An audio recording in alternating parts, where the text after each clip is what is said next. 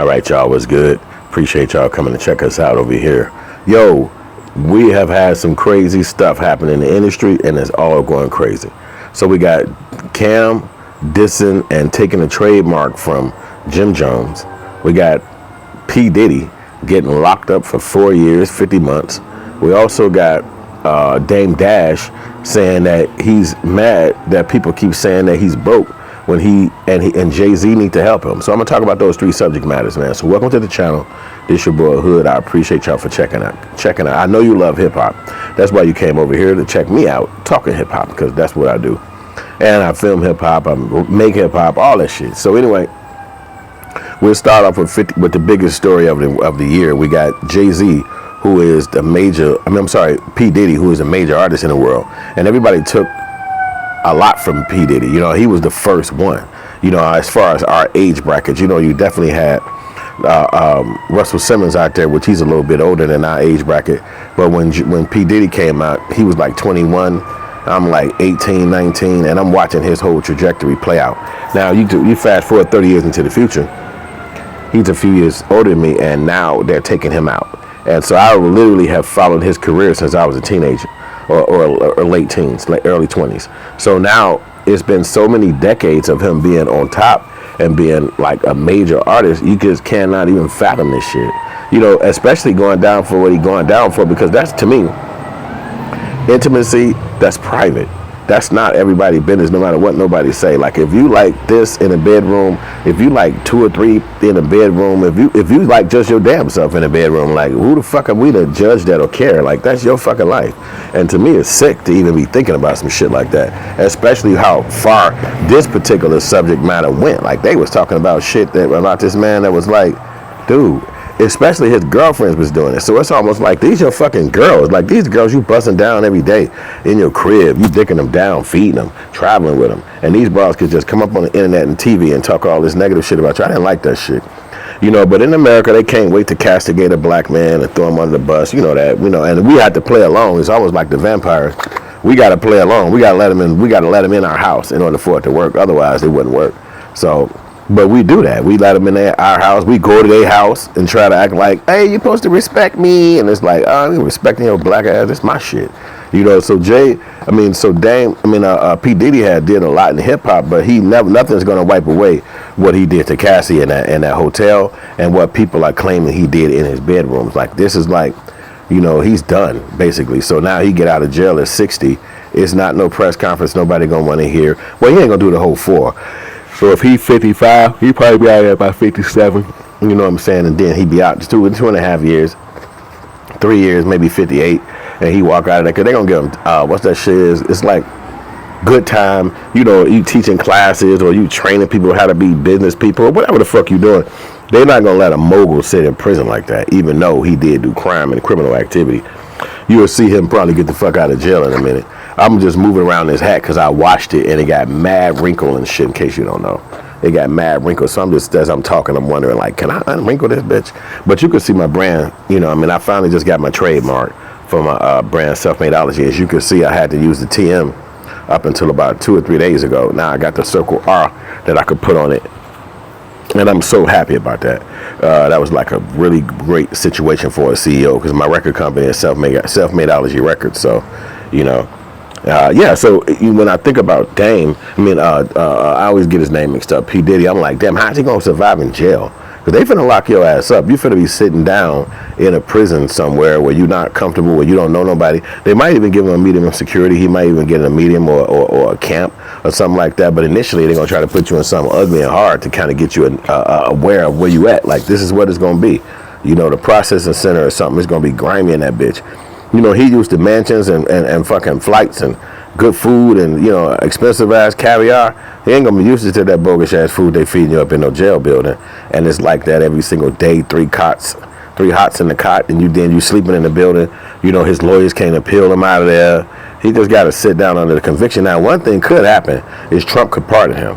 But Trump already came out and said that he switched up on Trump with the party shit. You know how they were in the same party or something like that? And then he said, all of a sudden, you know, when I became president, P. Diddy switched up on me. So I'm like, damn, boy, you had Trump he would have showed you love. But he said you switched up on him when you started being on some, I'm a Democrat, I'm gonna make my own policies and all this shit. And they was like, man, we don't do that here, man. Y'all black, y'all supposed to be giving us entertainment. That's your lane. And you talk about politics and all that shit, we got a spot for your ass. A building that you can stay in all motherfucking night, every day. So I think that that's where he had his biggest mistake at, thinking that he was going to be able to parlay into politics and make white people have to judge between him and them. Well, that's their game. They already doing the judgment. You going to either fuck with us or you going to fuck with that white person. But it's not no black people. That's not how it goes in America, where also black people are up there, but we lose every time, but at least we got a representation. They got Greenpeace up there, some shit like that, but it's not the black race or the black culture. Like Obama is not like the spearheader of a new generation of politics. He's just a motherfucker that used to be the president. He's still a Democrat like he is today. He didn't learn nothing new as the president and be like, you know what?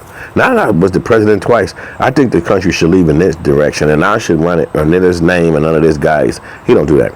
So P. Diddy was trying to open up his own political party, a black party, if you will, and it just didn't work out because the people was like, fuck you and your black party, nigga. Lock your ass up and get these bitches. Imagine your own girlfriends, the ones you fucking every day, you kissing her, you buying her food. She's in court saying you did all this shit. You paying her rent. Like they played the shit out of Diddy, man. You know what I'm saying? But it's the history of America. Like most times when black people in this country are dealing with white people, they're gonna try to find a way to lock your ass up. You know, fire you from the job. You know, make a deal out of you. That's what the Karen whole thing is. Even though a lot of times racism is not even a moment, they will find one. You know, oh hey, you over here selling candy, or you out here in the pool without net. It's like they will come and just conjure up a racist moment. Like what the fuck is going on? So that's just what that's what you normally see in that regard. You know what I'm saying? So P. Diddy got to do a 4-piece special, 50 months. It's like 4 years, 2 months. He probably won't do the whole thing because he already had a year and a month in. So it's talking about 3 years, 3 years, 10 months, 3 years, 5 months, and then they be like, all right, get the fuck out of here. And then he get back to his millions. But I think it's them trying to set him down, trying to taint the brand, the business brand of Bad Boy, and just trying to make sure they can keep an eye on somebody like him because he made it to the billionaire status. And I think that a motherfucker like P. Diddy and all the rest of the black dudes that became, Jay-Z and all the rest of the black dudes that became billionaire, you better watch out because all it takes is one false move and then now your ass dealing with, as I've been saying, jurisprudence. So I'm going to shift gears right here and I'm going to start talking about Cam and Dame. Now, we spoke earlier about, Cam and Jim, Cameron and Jim Jones. We spoke earlier about my trademark coming in because I told you on this hat, I made this hat myself and then I tried to wash it after wearing it, the shit out of it. I tried to wash it in the sink and let it air dry and it wrinkled the shit out of it. So what can I say? But as you can see, this is my brand. It's called Self-Made-ology, right? And as you see down at the bottom of it is a TM. That TM stands for the word trademark. So that TM symbol that I got sitting on this hat right there, it actually is the statement to tell people that, hey, I'm about to trademark this, or I'm using this as a trademark. So if people see that, they know, oh, well, don't mess with that because somebody already got that. I'll start another brand under another name. That's normally what the trademark symbol does. It tells people to go do something else. Don't mess with this. It's already undercut. I got it. This is what I'm working on. But that's not how it goes. Somebody else might want to open up a tennis racket and say, yo, this tennis racket is going to be called Self-Made-ology. And then they have to file for the trademark as well. So basically, the first person who filed is the person who get it. So in Jim Jones and Cameron case, Jim Jones says that Cameron filed for the trademark. I'll put the thing right here. He said Jim Jones said that Cameron filed for the trademark of the group named Bird Gang. And I know you might be like, Bird Gang, what's that? Well, initially Cameron was Jim Jones was starting a rap company too. They were already diplomatic immunity, and then it turned into Dipset, and then it turned into Bird Gang. Jim Jones started making his own group, Vamp Life. He started doing Bird Gang. It's early on, like a few years ago. And so he moved over to Vamp Life. He just been, he a brander. So he coming up with brands and shit to see if he could do stuff. And that's the funny thing about it was that he actually called his second brand after Bird Gang Vamp Life, which is vampires, meaning that they was up all night. And that's what happened to him behind the scenes. So he was usually basically calling Cameron a fucking viper, a vampire, because so Bird Gang was the first one that Jim Jones was starting, and then Cameron went and trademarked the word. So that made him be like, why would you do that? Why don't you just tell me that I should trademark the word? You know, why would you go trademark it yourself? That's fucking, you supposed to be my nigga, you supposed to be my homie. And that's really one of those really, really important things to learn as a creator, as an artist, as a person that does things in the world. People will smile in your face all the time. They trying to take your place. They're backstabbers. You would not understand this or know it until you start maneuvering and going and living your truth. You'll make so many people want to be you, want to do what you do, and then if they can't, or even if they do, they're gonna hate the shit out of you. And it'll be almost like the gym, like Dame Dash, where it's almost like, I know you know, but I hate that I got to learn it from you. You know what I'm saying? So that's like the Breakfast Club shit when he was up there. They know he a business mogul and he's smart as hell, but they just don't like him. So they don't want to learn it from him. And that's really what Jim Jones and Cameron's situation is. Cam could have told him, hey, nigga, you got a new brand. Go ahead and trademark that shit. But he's slick. He going to make this nigga put it out, and then he trademark it. That way he shoehorn himself into the mix, and he get a cut out of everything. So people are really vindictive and snipey like that. And vicious, and it's people you know. Like, come on, Cam and Jim, they've been knowing each other for years, whether they bested friends or not. You know each other more than we know you, motherfuckers. And so you scamming your homie out of a brand that can definitely pass down into history. So Cameron is shrewd. He's trying to cut and post anything. So when I started the Self-Madeology brand, I made sure I used it as my first album that dropped. It's on Spotify Music under this very name, Self-Madeology. Literally, that's the name of my album. So I decided to trademark it, and that was the game. And so as I went through the process, when the Democrats was in, they denied me. They was like, no, man, something was wrong with your trademark, so no. So I said, ain't that a bitch? So I had to wait for Trump and them people to get in there.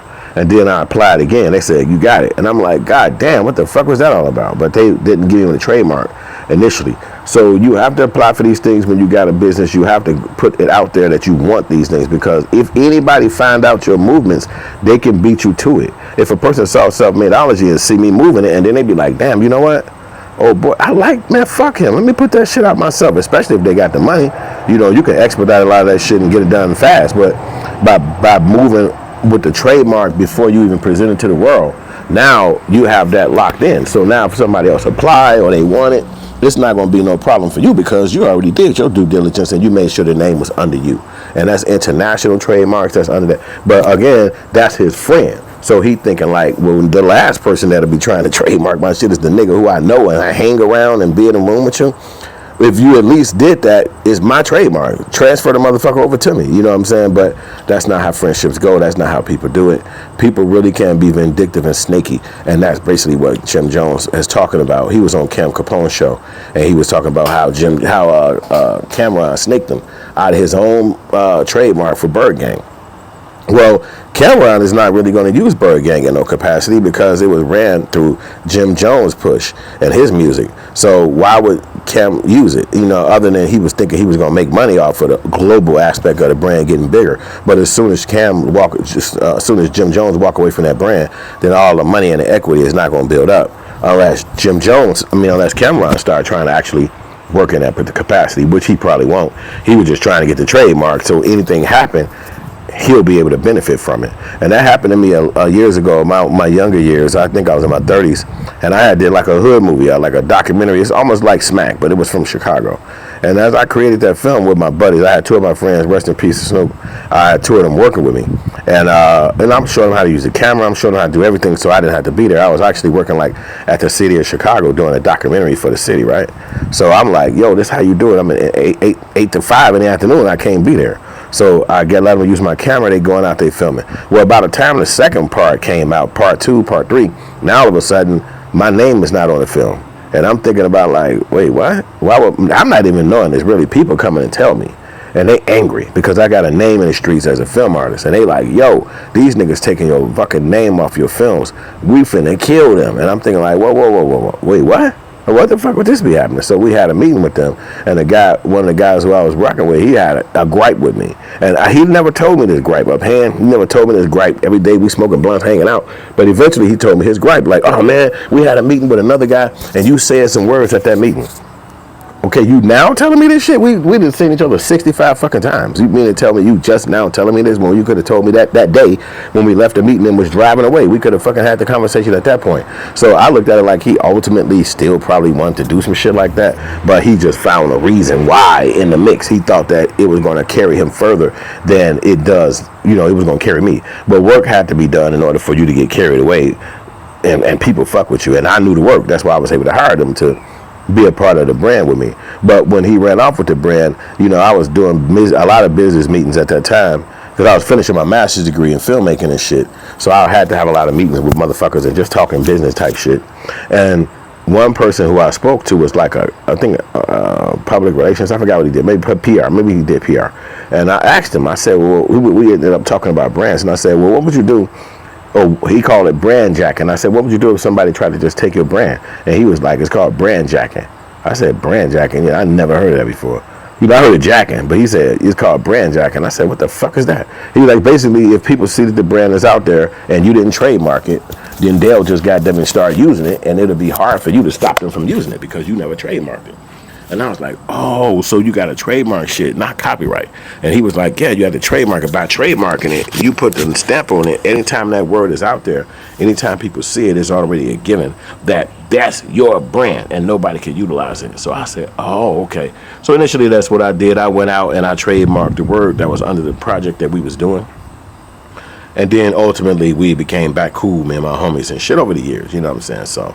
But that story was what I had to tell y'all, and I hope that Jim Jones and Cameron get their shit together because they was tight at one point.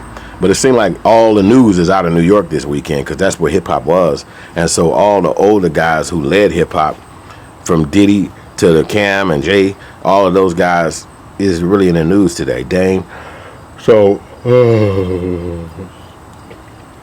my other conversation I'm going to have with y'all, and thank you for watching, and hit it 11:11 if you watch the show this far. I appreciate you. You the dopest. But let's talk about Dame Dash and Jay-Z. And whereas Dame Dash is like a leader and the top guy and a smart motherfucker and one nigga who made such an impact on hip-hop and us learning hip-hop and wanting to be a part of hip-hop, you see how Jay treated him ultimately. Like, Jay to me is just not a good friend. Like, there's people in the world who could be a friend, but if you had a person like Jay, he probably wouldn't be a good friend to have because he could switch up on you. He could just act funny. He could stop contacting you, whatever he can. And then it's like, damn, nigga, what's up? Like even James, what's his name? Cameron has said, man, I thought you was the godfather of my kids, man. But it's like, yeah, that was just kind of talk. People are users, man. And as soon as they get where they trying to go, they don't need you no more. You fried liver. So you have to be careful on who you let around you and who you let participate in your game. You can't let people be around you and that's their whole objective is to come up off of you. And if they're going to come up off you, they have to give something. They have to offer something back. And it's not just companionship and friendship. I need to have something from you so I can see that this is a quality connection. And I think that was the problem with Jim Jones and Jay-Z and Cam, Jay-Z and Dame. Like,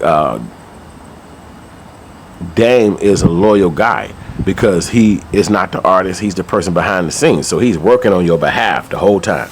Everybody he talked to, everybody he in cahoots with, he's basically working on the behalf of the main guy. So he's loyal. So, and it's business, it's his job to do that. So now when you fast forward that loop to somebody like Jay, whereas the hustle and the come up is for him. Like, if he make it, he good. Like, if he gets successful and financially free, fuck you. And it's like, damn, okay, well, man, I helped you get there. Well, hey, I did all this shit myself. And what can you say? Can you be mad at a person like Jay-Z for being like that? You technically can't, because he did have to put a lot of work in order for that shit to happen. He made the music. He flew out of town to the concerts. Then he performed at the concerts. So it's a lot of that shit was him. Dame was a smart guy thinking of the business aspect. Hey, let's name it this. Let's open this other vertical. Let's move movies. Let's do this. He was that kind of mogul guy. So with them both being together, it was like a great situation. But Jay-Z and the white folks know how to come in there and tell you something to separate you from another black man. That's easy. But they say, oh boy, Leo Cohen, who helped break up the Public Enemy, who helped break up EPMD. Well, now his next venture was Jay-Z and Dame, which they was like fucking Teflon, I thought. And they was smart. I thought they was going to be able to stay around, but they don't do that in the world. And they was able to just show Jay-Z that you're different from them in our eyes. So we'll have you as the leader of black men and the leader of black people. And Dame will be a fucking castaway. Why does he have to be a castaway? Because he went inside the office and he spoke to some people like they talk in offices, and he didn't even put the video out himself. Another person put the video out of that moment. Like, how is that making him bad? But from that moment, this is almost like a downfall for Dame. This is why it's hard to have video footage of yourself out there and other people have control of it. Because Dame is looked upon as such a bad guy now after he was the motherfucker involved with Jay and running with Jay. And it's like, how am I bad? I did everything the job entailed. Like, how am I fucked up if this nigga made it and succeeded? So people are going to pick sides. They're going to like who they like. They're going to run with who they like. And you just got to be a boss. You got to keep going. You got to have a self-made-ology. You have to have a self-made-ology. So that convinces you every day that you're not going to stop until you win, which is one of Les Brown's statements. And you're not going to give in. You're not going to quit, because, which is a Michael Jackson song. You're going to make sure that you push, which should be my next song. So I say that you guys need to just succeed and don't give up and don't give in, and look at those guys as a beacon of knowledge. You know what I'm saying? Jay-Z, Dame Dash, Cameron, you know, what have we learned from them? Jim Jones, you know, what have we learned from these guys? Jim Jones, to me, teaches you that you can't have that much trust in other men. Now, your wife, your children, that's different. Other men, you know, your dad, perhaps, maybe that's different. But I'm talking about other men. Like, he trusted in Cam. He trusted in Cam. Cam even came out dissing him now that he got the new show, talking about some, yeah, nigga, we just was at your crib because you had a place to stay. Well, it would have been dope to tell me that day. It would have been dope to tell me that at that time. Like, you acting like you was just using me, and then you want to say it from a distance because you know I slapped the shit out of you. You know, so that's cowardly. And when I was selling on the streets, hustling every day with my products, that nigga Cam walked up and he bought the product from me and my little homie. $40. No, he spent the dub, matter of fact. And he was like, y'all got to split that, man. And we was happy because that's like, he didn't even have to stop. And he had an envelope full of hundreds. Like, he was doled up, you know what I mean? Like, fat ass money. That's when I wasn't rapping at that time. I remember thinking to myself, because the show got canceled for him that day here in Chicago. So he was walking through downtown. And we were like, Cameron, what's up? And then he bought my boy mixtape. I flew up next, like, hey, buy mine too. And he was like, man, fuck that. Y'all got to split that, man. But he had an envelope full of dough. And we was like, damn, this nigga got paper. And for a cancel concert. Ain't that some bullshit? So I was like, woo, he still got paid for coming to Chicago. But my point about it is that, so I respect him now. And I appreciate him now. But I just don't like how he treated Jim Jones now, especially out in the open and to the bro. It's like, that's that shrewd businessman shit, that fake homie bullshit that guys be stuck in. And, you know, what can you say, man? I want y'all to like and subscribe. I want y'all to share and comment and let me know what y'all think about these stories that we barked upon today. And I appreciate y'all watching. It's going to be a video like right over here and a subscription right over here that you can do both of those movements right now. Peace.